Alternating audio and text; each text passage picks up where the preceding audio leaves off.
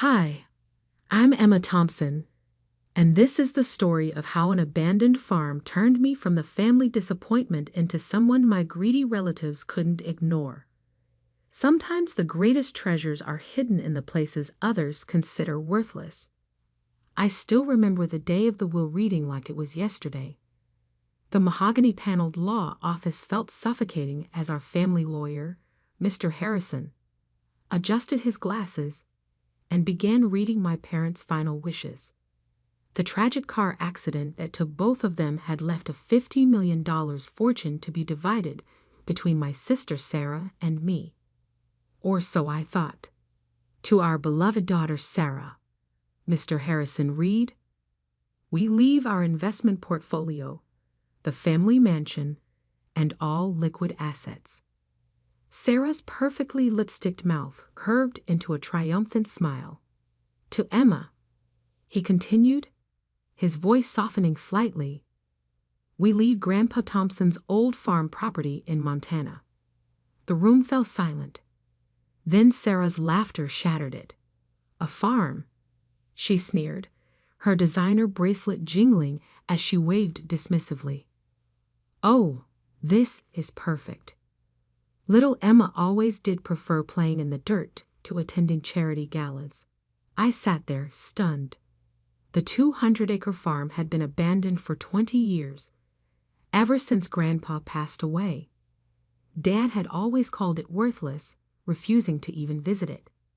Now it was my only inheritance. "There must be some mistake," my Aunt Patricia interjected, her face pinched with concern that wasn't for me. Richard and Margaret would never leave their daughter with just dirt. Mr. Harrison shook his head. "The will is quite clear. The farm, including all structures and contents, belongs to Emma." Sarah stood up, smoothing her channel dress. "Well, sis, enjoy your barns and chickens. I've got a portfolio to manage." She paused at the door, her smile cruel. "Don't worry, if you need a loan, I'm sure we can work something out. After all, what's family for?" I left the law office that day with a single manila envelope containing the farm's deed and keys. 20 years of dust coated everything when I arrived at the property the next day. The main house was a weathered 2-story structure that had seen better days, but it was the massive old barn that caught my attention. Grandpa Thompson had been an odd man, brilliant but eccentric. He'd made his fortune in mining engineering before retiring to this farm, where he spent his last years tinkering in that barn. Dad always said the old man had lost his mind, wasting his genius on a worthless piece of land. The barn door groaned as I pushed it open. Sunlight filtered through gaps in the wooden walls, illuminating decades of cobwebs. Old farming equipment sat rusting in corners. But something felt off about the space. The dimensions didn't quite match the exterior. I remember following Grandpa here as a child, watching him disappear for hours behind a hidden door. Our little secret, he'd whisper, winking. After his death, no one could find that door. Dad searched briefly before declaring it another of his father's delusions. But I remembered. 3 taps on the north wall, then pushed the 4th board from the bottom. My hands trembled as I followed the long-forgotten pattern. Click. A section of wall swung inward, revealing a staircase descending into darkness. My phone's flashlight illuminated the way down to a massive underground room. What I saw inside made my heart stop. Covering the walls were detailed geological surveys, mining charts, and chemical analyses. In the center sat a sophisticated testing lab, preserved under dust covers. But it was the safe in the corner that changed everything. The combination was my birthday. Grandpa never forgot it, even in his final days. Inside, I found a leather-bound journal and a USB drive. The journal's first page read, "To Emma, the only one who ever bothered to listen." As I read through his meticulous notes, tears filled my eyes. Grandpa hadn't lost his mind. He'd made a discovery that would reshape the entire mining industry. The worthless farm sat on top of one of the largest rare earth element deposits in North America. He developed a revolutionary extraction process that was both efficient and environmentally friendly. The USB drive contained detailed patents, already filed, but never activated. Grandpa had been waiting for the right moment, and the right person, to bring his discovery to life. My hands shook as I realized what this meant. The farm wasn't worthless. It was worth billions. But I knew that if my family found out, they'd try to take it from me. Sarah would hire the best lawyers, claim I wasn't competent to handle such a discovery.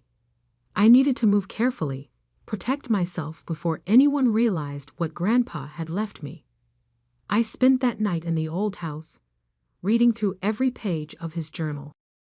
In the morning, I made 3 calls to a patent lawyer, a mining engineer, and an investment banker I'd befriended during my own quiet years working in finance, a career my family had dismissed as modest.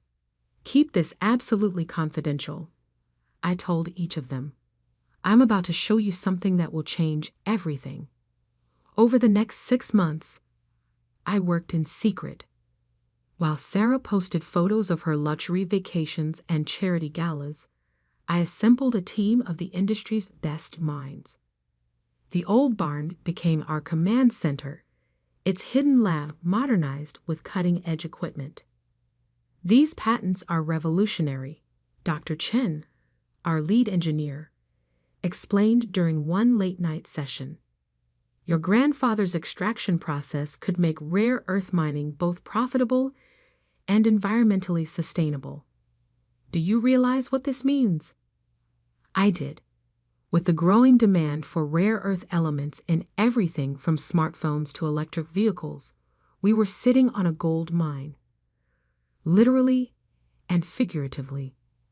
We'd incorporated Thompson Sustainable Resources quietly through a series of shell companies.